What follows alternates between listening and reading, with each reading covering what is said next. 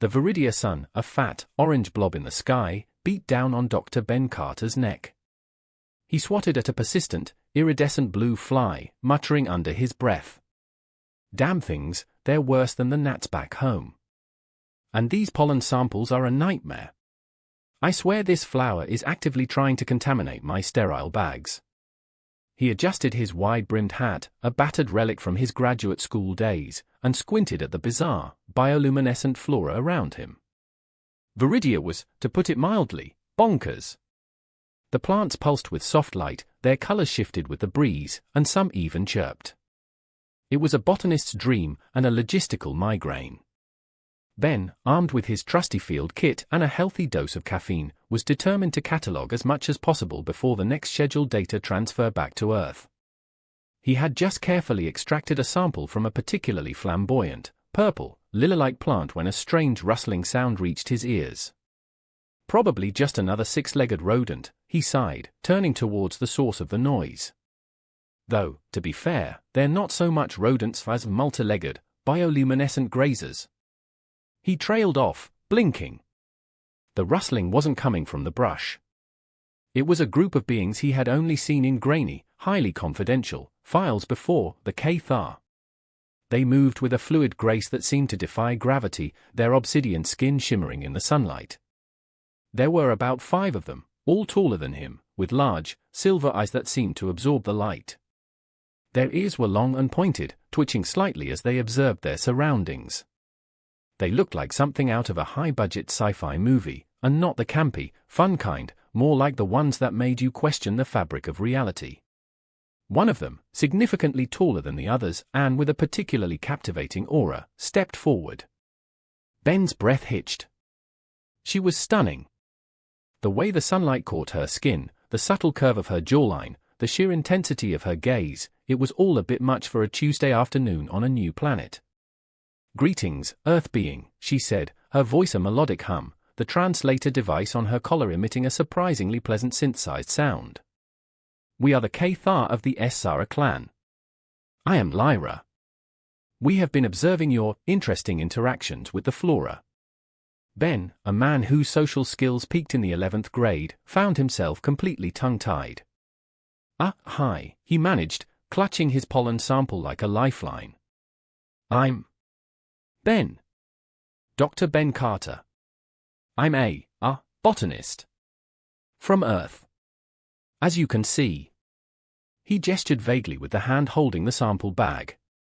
Lyra tilted her head, her large silver eyes locking onto his with an unnerving intensity. A faint scent reached Ben's nose, a mix of sweet flowers and something musky. He coughed awkwardly. "We understand your species' fascination with the flora. But it is unusual how you interact." Lyra took another step closer, her gaze still fixed on his face. The musky scent intensified. "We observe your pleasure." Ben's face flushed a shade of red usually reserved for overripe tomatoes. "Pleasure? I was just taking samples," he stammered. "For science. Purely scientific purposes." He could feel his heart hammering against his ribs. He wasn't sure what was happening, but he had a very strong suspicion it wasn't in the training manual for first contact. Another Cathar, shorter and with slightly paler skin, stepped closer to Lyra and hummed something, a series of rapid clicks and whistles. It seemed like a warning. Lyra ignored it, her attention squarely on Ben. "You radiate a very particular scent." "It is intriguing," Lyra said, taking another step closer, and now standing only a meter away from him. Ben could see the minute details of her obsidian skin, the delicate network of veins beneath the surface. Her silver eye seemed to glow, making him feel incredibly exposed. The musky scent became overwhelming. Ben's mind went blank. He knew, intellectually, that they were communicating with pheromones as well as sound, but experiencing it was something else entirely. I don't understand. I don't smell anything unusual," he said, his voice trembling. He could feel heat pooling in his lower abdomen. Was it getting hotter? Lyra's lips quirked into a small smile. It was subtle, but it made Ben's stomach flip. Perhaps you are not yet receptive. But it will come. She reached out a hand, her fingers long and delicate. Ben found himself completely frozen, his brain screaming danger. Alien.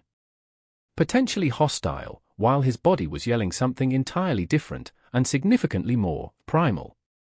I'm very receptive to new experiences. I mean, scientific experiences. Ben sputtered, taking a hasty step backward. He nearly tripped over a root of one of those damn chirping plants, almost face-planting into the alien soil. Lyra caught him before he could fully collapse. "Careful, Earth being," she said softly, her touch sending a jolt of electricity through him.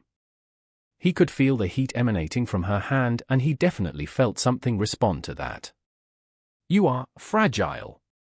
Ben stared at her, his mind a swirling mix of confusion, fear, and something else, something he wasn't sure he wanted to label. The musky floral scent intensified, and he suddenly felt a strange urge to, well, he wasn't sure what exactly he wanted to do, but he knew it involved being a lot closer to Lyra. "Right," he said, finally finding his voice again, albeit a slightly higher octave than usual. "I need to get back to base. Samples to catalog. And reports to fill out." He pulled away from her gently but quickly, his heart still pounding a frantic rhythm against his ribs. Lyra released his arm, and her smile widened, or at least he thought it did. It was hard to be sure with those enigmatic eyes. "We will meet again, Earth being. I am certain." With that, Lyra and her group turned and gracefully vanished into the forest, leaving Ben alone, sweating, flustered, and utterly dumbfounded. He looked down at the pollen sample in his hand, suddenly finding it far less interesting than he had a few minutes ago. He was pretty sure this trip to Viridia had just become a lot more complicated. He really needed to write a report about this, but he also, strangely, didn't want to. He reached up and tugged at his collar, feeling suddenly very warm, and very exposed. The chapter ended with Ben standing there in the bizarrely vibrant flora of Viridia, completely overwhelmed and very confused, a faint musky floral scent clinging to his clothes and his rapidly heating imagination. He had no idea what had just happened, but he knew one thing: he was definitely going to have trouble sleeping that night. He also couldn't deny that he was already looking forward to his next encounter with the intriguing Lyra. Back at the research base, a glorified collection of prefabricated modules on a relatively flat patch of Viridian soil, Ben felt like he'd stepped into an alternate reality. He couldn't shake the image of Lyra, the intensity of her gaze, and that strange, intoxicating scent that still seemed to cling to him like a second skin. He kept glancing at his reflection in the polished metal walls, half expecting to see that he'd somehow sprouted antennae or developed a bioluminescent glow. He was in the communal mess hall, trying to choke down a nutrient paste that tasted vaguely of cardboard and regret. His colleagues, a mix of astrophysicists, geologists, and other assorted science nerds, were abuzz with the usual chatter about soil samples, stellar charts, and the latest episode of their favorite space opera. Ben, however, was staring blankly at his paste, replaying the encounter with the Cathar over and over in his mind. "You okay, Ben?" Dr. Anya Sharma, a bubbly astrophysicist with a penchant for neon-colored jumpsuits, asked, peering at him with concern. "You've been staring at that paste like it just insulted your mother." Ben jumped, startled. "Oh, yeah, fine. Just thinking." "Thinking about what?" "How to make nutrient paste palatable." "Good luck with that." Anya chuckled, adjusting the antenna on her headset. "Seriously, though, you seem a bit out of it. Did you finally discover that elusive glowing moss you've been chasing? Or did a space squirrel steal your lunch again?" Something like that, Ben mumbled, deciding to keep the Cathar encounter to himself for the moment. He didn't want to deal with the barrage of questions and speculation that would inevitably follow. Especially from Dr. Harding, the chief xenobiologist, who, Ben suspected, would probably demand to dissect Lyra immediately for science. Later that evening, after submitting his report, a highly sanitized version that omitted most of the awkward details, Ben found himself staring at his datapad, rereading the highly classified Cathar contact file. It was full of dry, scientific observations about their biology and culture, but it failed to capture the sheer, overwhelming presence of Lyra. He sighed, feeling like a character in a poorly written sci-fi romance novel. This wasn't supposed to happen. He was a botanist, damn it, not a space Romeo. A soft chime from the comm unit interrupted his thoughts. He tapped the screen, and Lyra's face appeared, her silver eyes as captivating as ever. "Greetings, Dr. Carter," she said, her voice still a melodic hum. "I trust your scientific endeavors are progressing smoothly?" The translator had a slight lag and a slightly robotic, but still pleasant, quality to her voice. Ben felt his face flush again, and he adjusted his position in the chair, feeling self-conscious. Yes. Very smoothly. Just cataloging and doing science, he replied, sounding more like a nervous teenager than a seasoned researcher.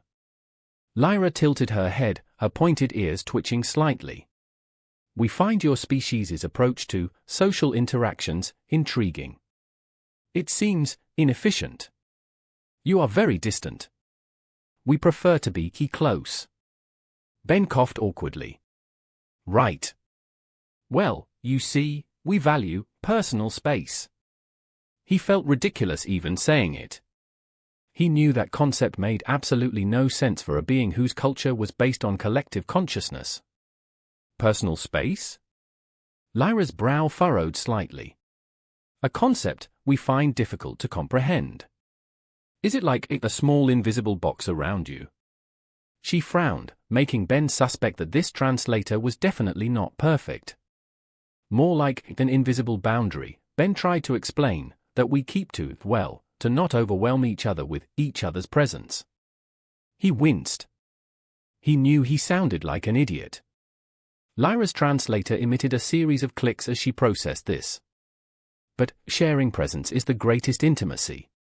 She smiled, a small but genuine expression that made Ben's heart skip a beat. "We Cathar value this. We bond by sharing space, emotions, and thoughts." Before Ben could respond, Lyra continued, "We would like you to join us in a bonding ceremony.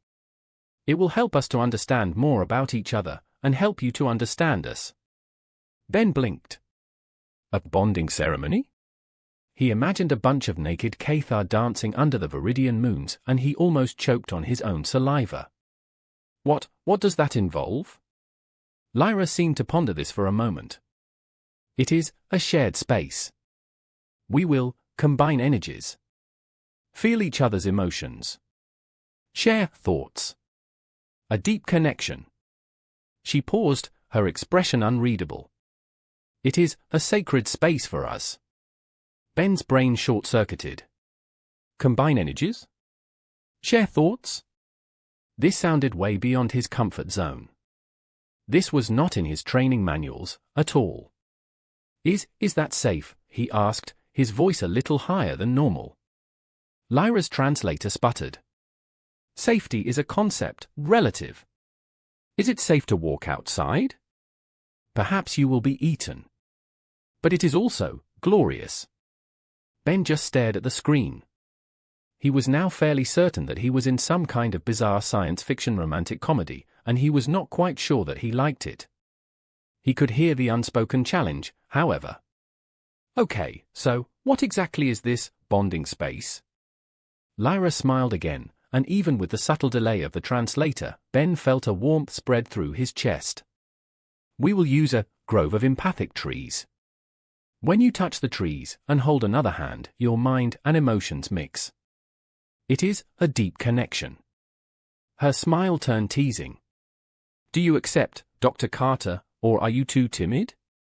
Ben's inner monologue was a chaotic mix of "this is insane," and "well, I am a scientist, and this is certainly a fascinating experience." I accept," he heard himself say, to his own surprise. He was clearly losing his mind. Lyra's silver eyes widened slightly, a flicker of something that could have been excitement, or perhaps just curiosity. "Then we shall meet in the grove at dawn," she said. "Prepare yourself, Earth being. For you are about to discover true connection." The comm screen went black, leaving Ben staring blankly at the reflection of his bewildered face. He sighed, feeling a mix of dread and anticipation. He had a feeling that dawn on Viridia was about to get very, very interesting. He rubbed his temples. He needed to have a long, hard talk with someone who has been in an interspecies relationship. Maybe he needed to Google this before meeting her. Then he remembered that he had no internet access. He face-palmed. He was so going to regret this. But also, he was a little bit curious. He shook his head and walked to the sleeping quarters to prepare for dawn, which he was certain was going to be anything but restful. The Viridian dawn arrived in a symphony of vibrant colors, painting the sky with hues of orange, pink, and electric blue. Ben, who had spent most of the night tossing and turning, found himself standing at the edge of the grove Lyra had described, feeling like a lamb being led to the proverbial slaughter. He was dressed in his standard-issue research gear, but he still felt incredibly underdressed for what was about to happen, or at least what he thought was about to happen. The grove itself was a sensory overload. The trees were tall and slender, their bark a swirling mix of silver and gold, and their leaves pulsed with a soft, inner light. The air hummed with a low, resonant energy that made Ben's skin tingle. He could hear soft chirping sounds and the rustling of leaves, and he could feel a gentle vibration in the ground. And then, there was the smell. The musky floral scent from Lyra was now amplified, stronger than ever, and it was having a very noticeable effect on him. Lyra emerged from the trees, her obsidian skin shimmering in the dawn light. She moved with a fluid grace that was both mesmerizing and intimidating. She was accompanied by two other Cathar, who looked at Ben with a mixture of curiosity and something he couldn't quite place, possibly amusement. The scent that wafted from them was different from Lyra's. They seemed to be giving off a scent that was a mixture of earth and spices. It was certainly potent. "Greetings, Dr. Carter," Lyra said, her voice a melodic hum. "Are you prepared for the merging?" Her eyes met his, and for a moment, Ben felt like he was the only person in the universe. Prepared is a strong word," Ben replied, trying to sound more confident than he felt. "Intrigued and cautiously optimistic? How about that?" He could feel his heart pounding against his ribs, and his hands were slightly clammy. He wasn't sure if it was fear or something else, something his more primal side was very interested in. Lyra's translator emitted a series of clicks. Optimism is a useful tool. Though, fear can also be instructive. She paused, then reached out a hand towards him. "Come. The trees await." Ben took her hand, and a jolt of energy coursed through him. Her touch felt both incredibly soft and strangely powerful. It wasn't unpleasant, but it definitely made his senses feel like they were going into overdrive. He followed her deeper into the grove, the soft, glowing leaves casting eerie shadows around them. The two other Cathar followed close behind them. They stopped in a small clearing, where a circle of the glowing trees stood, their roots intertwined. Lyra gestured to Ben to stand opposite her, placing his hand against the tree next to hers. "Now, take a deep breath, and open yourself to the connection," she instructed, her voice soft and calming. Ben inhaled shakily, trying to ignore the buzzing in his ears and the way his body was reacting to Lyra's proximity. As soon as his hand touched the tree, he felt a surge of energy, a tingling sensation that spread from his fingertips to his very core. It was like touching a live wire, but a really pleasant one, and the combined scent of all three Cathar was now affecting him strongly. He looked over at Lyra, who was gazing at him with an intensity that made his knees weak. "Now, you will feel my emotions, and I yours," she explained. "And we will both feel the emotions of the forest." The next few moments were a blur of sensation. Ben felt a wave of intense emotions washing over him, joy, sadness, curiosity, and a strange, overwhelming sense of longing.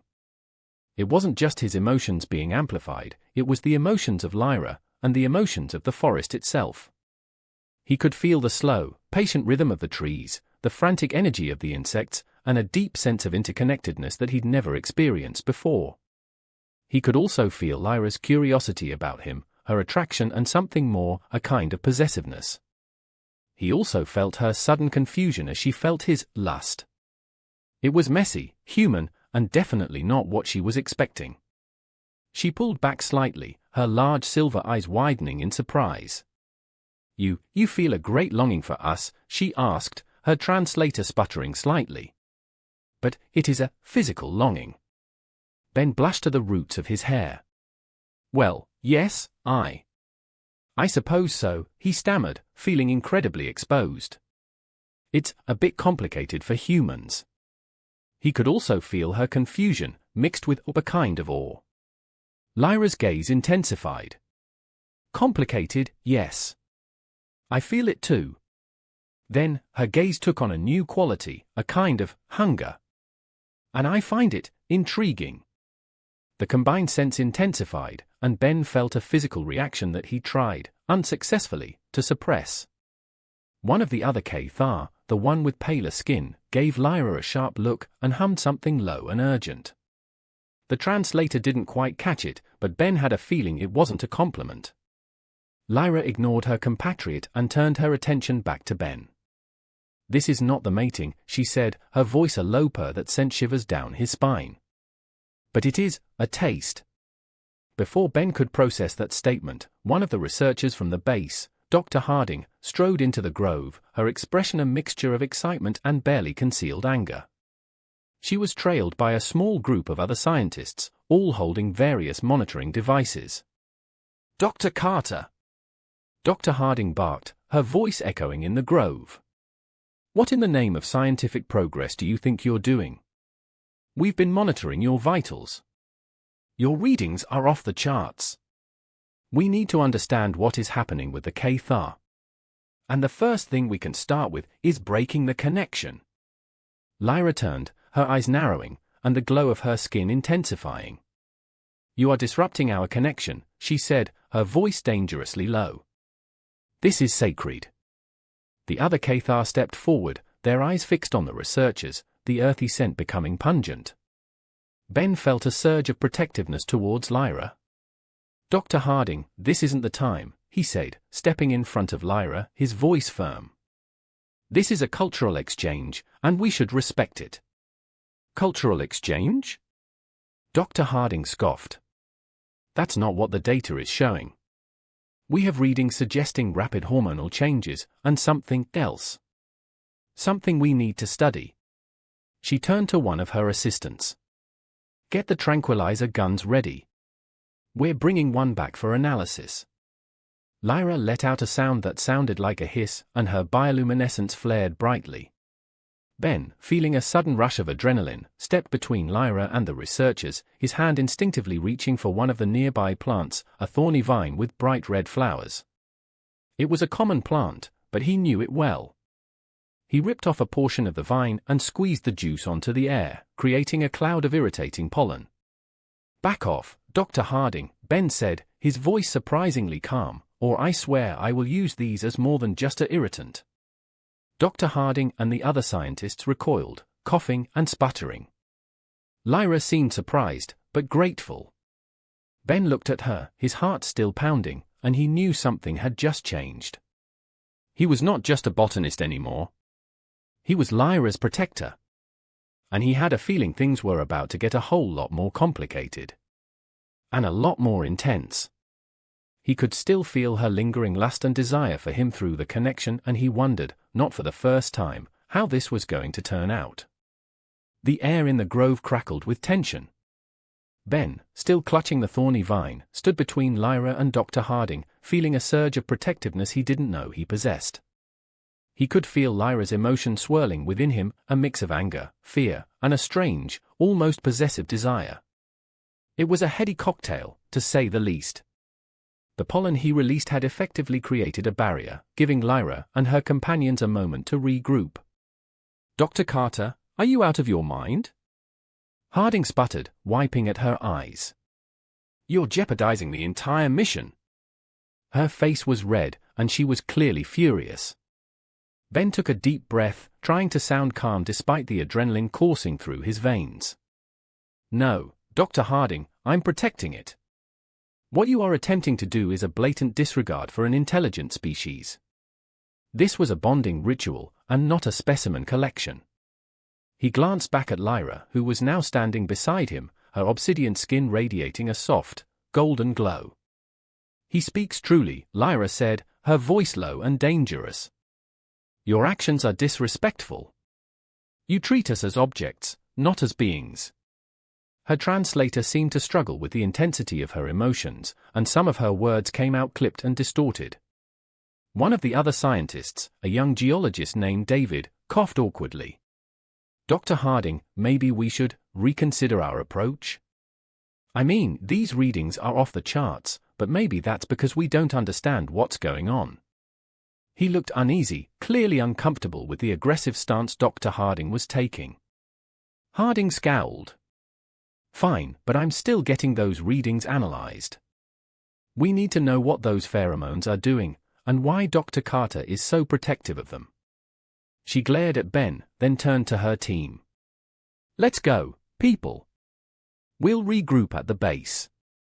With one last, lingering glance at Lyra, she turned and stomped back towards the research facility. The rest of the scientists followed, leaving Ben and Lyra alone in the clearing with the two other Cathar. Once the researchers were out of earshot, Ben let out a shaky breath. "Well, that was intense," he said, wiping his brow. He could still feel a tingling sensation where he touched the empathic trees, and the combined pheromonal scent of the Cathar was still swirling around him. Lyra turned to him, her silver eyes searching his. "You defended us," she said, her voice softer now. "You protected us." She took his hand again, and the jolt of energy was stronger than before. "You needed to be," Ben said, his voice a little husky. "And I don't think they're going to stop. We should do everything in our power to understand each other on our own terms, without the need for dissection and invasive studies." Lyra smiled, a small but genuine expression. "Then, we must continue the merging.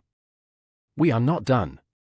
Her voice deepened, and she pulled him closer so that their bodies were almost touching.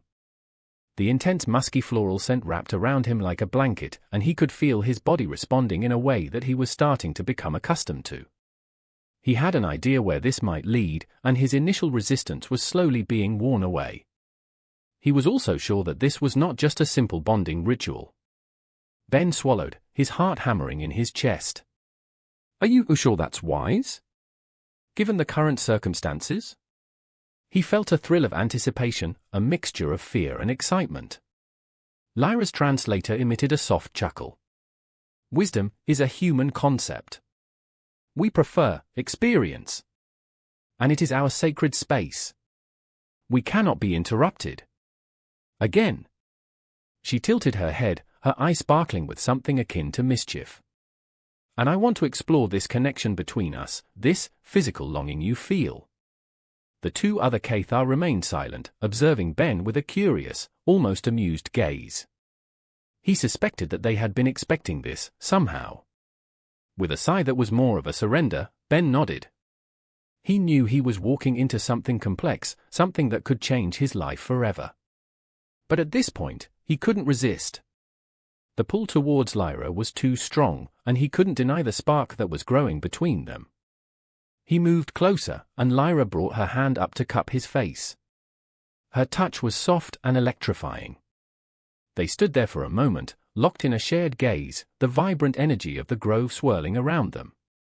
Then, she leaned in, and their lips met. It was unlike any kiss he had ever experienced. It wasn't just the physical sensation, though that was certainly intense. It was like a merging of minds, a sharing of emotions, a connection that transcended language and species. He could feel Lyra's desire, her curiosity, and her growing affection for him. He, in turn, let his own feelings flow freely, and she was certainly surprised by them. He could also feel a strange, almost possessive energy coming from her, which he suspected was amplified by the ongoing connection. As the kiss deepened, their connection intensified, and he could feel her emotions, their combined emotions, swelling to a crescendo. The world around him seemed to fade, replaced by a kaleidoscope of colors and sensations. He could feel her energy coursing through him, a warm, electric current that left him feeling both exhilarated and strangely at peace. It was more than just a kiss, It was an exchange of souls, and Ben felt like he was finally discovering the meaning of connection. Lyra pulled back slightly, her obsidian skin glowing with a soft, inner light. "Our connection is powerful," she whispered, her voice trembling. "More powerful than I anticipated. And I like it." Ben nodded, his mind reeling from the experience. He wasn't sure how to process what had just happened, but he knew that he wanted more. Much more. He could also feel her lingering lust and desire, which made him feel hot and bothered, even though he didn't quite know what the next step was for a Cathar. He didn't know where this relationship was going, but he wanted to experience it all. Just then, a tremor shook the ground beneath them. The tree swayed, and the air crackled with a strange energy. The other two Cathar stepped forward, their eyes wide with alarm. "The mating cycle, it is intensifying," one of them said, her voice urgent. "The energy is volatile." Lyra nodded, her expression serious. "We must go deeper. We must complete the merging." She looked at Ben, her gaze intense and full of longing. "Will you join me, Earth being? Will you become one with the Cathar?" Ben took her hand and squeezed it tightly, his heart pounding. He knew that this decision would change everything. But he didn't care. He was ready to explore this connection, no matter where it led. He looked into her silver eyes, and he knew what he had to do. "I will, Lyra," he said, his voice filled with a conviction that surprised even himself. "I will join you. But on our terms." And he knew that their relationship was just beginning, and that this was going to be an experience unlike any other. And he was excited, and apprehensive, and incredibly, utterly aroused. The ground trembled again, a low, resonant hum vibrating through the grove. Ben could feel the energy of the planet itself, a powerful force that seemed to be reacting to the intensifying Cathar mating cycle. Lyra's hand in his was warm and firm, and their connection felt stronger than ever. The other two Cathar stood beside them, their expressions a mix of concern and anticipation. The air was thick with pheromones, and the scent of flowers and musk was almost overwhelming. "We must go deeper into the grove," Lyra said, her voice urgent. "The merging must be completed, or the cycle will consume us." She looked at Ben, her silver eyes searching his. "Are you ready, Earth being? For this will change us, forever." Ben nodded, his heart pounding in his chest. He didn't fully understand what was about to happen, but he trusted Lyra, and he was ready to face whatever came next. "I'm ready," he said, his voice firm. "But we do this together, on our terms, and with respect for both our cultures." Lyra smiled, a small, genuine expression that sent a jolt of warmth through him. "That is all that I desire." She led him further into the grove, deeper among the bioluminescent trees. The foliage grew thicker, creating a maze of glowing leaves and twisting branches. The air hummed with an almost palpable energy, and the pheromonal scents became almost intoxicating. They stopped in a small clearing, where a cluster of the empathic trees formed a natural amphitheater. The roots of the trees were intertwined, creating a raised platform in the center. Lyra gestured for Ben to join her there. As they stood on the platform, he could feel the full force of the planet's energy surging around them. "Now, we will connect our minds and bodies," Lyra explained, her voice soft. "We will share our deepest emotions, our innermost thoughts, and our very essences. This is not just a physical act, it is a joining of souls." She reached out and touched his hand, and the energy that flowed between them was so intense that Ben gasped. The other Cathar moved to join them, creating a circle around them. As they touched, the connection was complete. Ben felt himself being pulled into a vortex of emotions, thoughts, and sensations. It was overwhelming, chaotic, and yet strangely beautiful. He could feel Lyra's love for him, her curiosity, her fear, and her longing. He also felt the emotions of the other Cathar, their concern, their hope, and a strange, familial bond. And through that, he could feel the planet itself, its slow, steady rhythm, its ancient wisdom, and its connection to all life. It was, in a word, profound. He was no longer just Ben, the botanist from Earth. He was a part of something bigger, something that transcended species and cultures, something that was both terrifying and exhilarating. He knew, instinctively, that this merging was more than just a simple mating ritual. It was a merging of two worlds, a blossoming of a new kind of connection. He felt Lyra's desire for him, a longing that was both physical and emotional. He met her gaze, his own emotions overflowing. He had feelings for her that were so complex, they transcended words. He cupped her face, his thumb gently tracing the smooth curve of her jawline, and then they kissed again. This kiss was even more intense than the last, a joining of souls that left them both breathless and reeling. He could feel their individual energies merging, blending into something new and powerful. He could feel her body pressing against his, her skin warm and soft against his own. He could feel his own body responding, a primal desire that he could no longer ignore. But it was more than just physical attraction, it was a connection that went far beyond the body. It was a melding of minds, a sharing of souls, a joining of two beings who were utterly different, yet perfectly compatible. He knew, at that moment, that this was not just a fleeting encounter. This was a love that transcended species, planets, and even time itself. As they deepened their connection, the grove itself seemed to respond.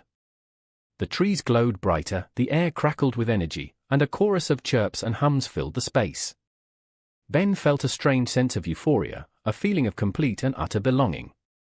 He was home, finally, even though he was light years away from Earth. The moment passed, leaving them both breathless and slightly disoriented. They pulled back from each other, their eyes meeting in a silent understanding. "It is done," Lyra whispered, her voice trembling. "The merging is complete. We are one." Ben nodded, his mind reeling from the experience. "We are," he said softly. "And we have changed." He knew that their relationship would not be easy, that there would be challenges ahead. But he also knew that they were strong enough to overcome anything. As they moved back to the research base, Ben's mind went to the team. He had some work to do. Back at the base, things were tense. Dr. Harding demanded a full report, but Ben refused to give any details about his experience. He did, however, insist that they treat the Cathar with respect and dignity. He presented his findings about the interconnectedness of the planet's ecosystem and how the Cathar were integral to it. He was met with resistance, but he was firm. He wasn't a scientist who just observed anymore, he was Lyra's protector, and his own person, finally. He worked tirelessly, using his knowledge of botany and his newfound understanding of the Cathar to create a more harmonious living environment on the base. He established a small, self-contained grove that mirrored the one where they had merged, so Lyra and her companions would feel more comfortable. It was hard work, but he was driven by his love for Lyra and his desire to protect her people. Over the next few weeks, Ben and Lyra worked together to bridge the gap between their cultures. They taught each other their languages, their customs, and their ways of thinking. Ben learned more about the Cathar's shared consciousness, their connection to nature, and their unique approach to intimacy. Lyra learned about the human concept of personal space, though she still struggled with it, their individualistic nature, and the joys of bad science fiction movies. They faced their challenges, but they always found a way to overcome them. Their love for each other grew stronger every day, a bond that was both physical and spiritual, a love that transcended species and planets. They weren't just two individuals, they were part of a larger whole, a merging of two worlds that had created something new and extraordinary.